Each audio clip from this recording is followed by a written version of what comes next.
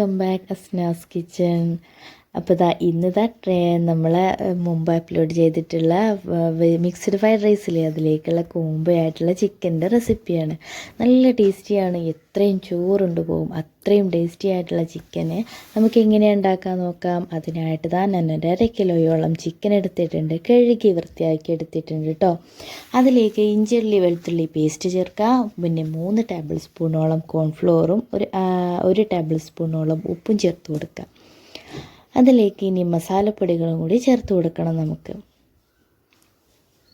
എൻ്റെ വീഡിയോ ആദ്യമായിട്ട് കാണുന്നവരാണെങ്കിൽ എന്തായാലും സബ്സ്ക്രൈബ് ചെയ്യണേ.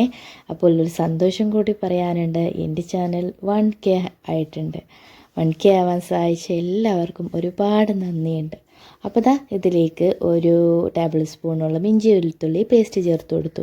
അതിനുശേഷം ഒരു ടേബിൾ സ്പൂണോളം നമ്മുടെ കാശ്മീരി മുളക് പൊടിയില്ലേ അതും ചേർത്ത് കൊടുത്തു. അതിലേക്ക് ഒരു 1/2 ടേബിൾ സ്പൂണോളം സാദാ മുളക് പൊടിയും ചേർത്ത് കൊടുത്തു എരിവിന്. ഇതിലേക്ക് പിന്നെ ഒരു 3-2 ടേബിൾ സ്പൂണോളം മല്ലിപ്പൊടി കൂടി ചേർത്ത് കൊടുക്കുക. ഞാനിപ്പോൾ 2 ടേബിൾ സ്പൂണോളം മല്ലിപ്പൊടിയാണ് ചേർത്ത് കൊടുത്തിട്ടുള്ളത്.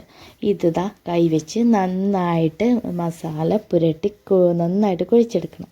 അതിനുശേഷം ഇതങ്ങ് മാറ്റി വെക്കാം. ഒരു 15 മിനിറ്റ് ശേഷം ഫ്രൈ പാനിൽ കുറച്ച് ഓയിൽ ഒഴിച്ച് കൊടുക്കുക. അതിലേക്ക് നമ്മുടെ ചിക്കൻ ഓരോന്നായിട്ട് കൊടുത്ത് ഫ്രൈ ചെയ്തെടുക്കണം. ഞാൻ എപ്പോഴും ഡീപ് ഫ്രൈ ചെയ്യാറില്ല, ഞാൻ തിരിച്ചു മറിച്ചിട്ട് ഷാലോ ഫ്രൈ ആണ് അധികം ചെയ്യാറ്. അതുകൊണ്ട് തന്നെ ഇതുപോലെ നിരത്തി കൊടുത്ത് നന്നായിട്ട് തിരിച്ചു മറിച്ചിട്ട് ഫ്രൈ ചെയ്തെടുക്കുക.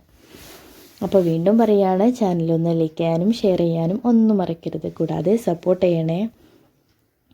അപ്പോൾ ഞാൻ ചിക്കൻ ഇതുപോലെ ഫ്രൈ ചെയ്തെടുത്ത് റെഡിയാക്കി എടുത്തിട്ടുണ്ട്. അതിനുശേഷം നമുക്കൊരു ചീനച്ചട്ടി വെച്ച് കൊടുക്കാം. അതിലേക്ക് 1 ടേബിൾ സ്പൂണോളം വെളിച്ചെണ്ണ ഒഴിച്ച് കൊടുക്കാം. അതിനുശേഷം ഇതിലേക്ക് നമ്മുടെ ഇഞ്ചി വെളുത്തുള്ളിയിലെ ചെറുതായിട്ട് കനം കുറഞ്ഞിങ്ങനെ ഇഞ്ചി നീളത്തിലും വെളുത്തുള്ളി ഇതുപോലെ ചെറുതാക്കിയിട്ട് കട്ടാക്കി എടുക്കാം. അതിനുശേഷം ചൂടായ എണ്ണയിലേക്ക് നമ്മൾ ഇഞ്ചി വെളുത്തുള്ളി ഇട്ട് മൂപ്പിച്ചെടുക്കാം. ഇഞ്ചി വെളുത്തുള്ളിയും നന്നായി കരിയാതെ മൂത്ത് വരുമ്പോൾ ഇതുപോലെ ഒന്ന് മീഡിയം ഫ്ലെയിമിലിട്ട് വേണം കേട്ടോ മൂപ്പിക്കാൻ. ഇതുപോലെ മൂത്ത് വരുമ്പോൾ ഇതിലേക്കൊരു കൈപ്പിടി കറിവേപ്പില കൂടി ചേർത്ത് കൊടുക്കാം.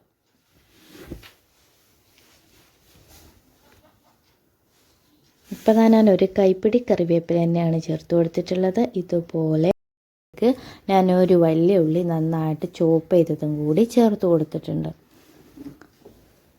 വലിയ ഉള്ളിയാണ് കേട്ടോ, വലിയ സൈസ് ഉള്ളിയല്ല, ഒരു മീഡിയം സൈസ് ഉള്ളി. ഇത് ചേർത്തതാ നന്നായിട്ടൊന്ന് പച്ചമണം ഒക്കെ മാറി വലിയ ഉള്ളി നന്നായി വാടി വരും വേണം.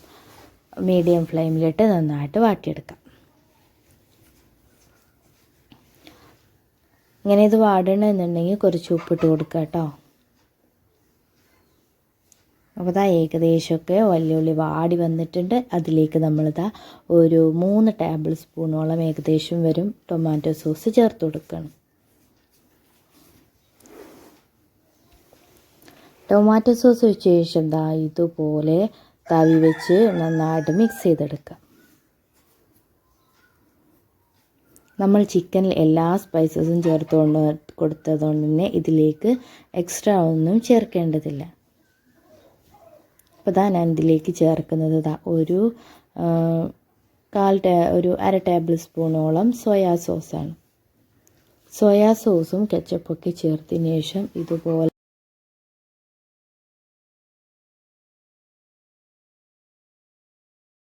ഇതുപോലെ തവി വെച്ച് നന്നായി മിക്സ് ചെയ്തെടുത്ത് ഒരു 5 മിനിറ്റ് ഒന്ന് മീഡിയം ഫ്ലെയിമിലിട്ടൊന്ന് വേവിക്കാം.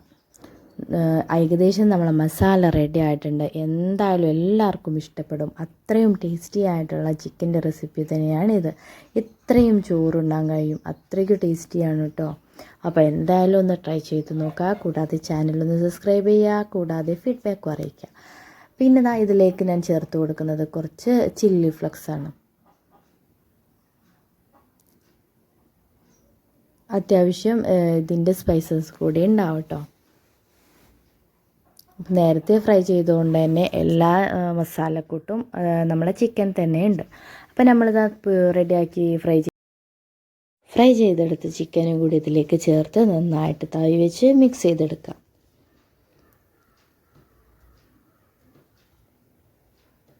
ഇപ്പോൾ അതാ നല്ല സ്പൈസസുമാണ്, എന്നാലോ ടേസ്റ്റി ആയിട്ടുള്ള നമ്മളെ ചിക്കൻ ഏകദേശം റെഡി ആയി വന്നിട്ടുണ്ട്.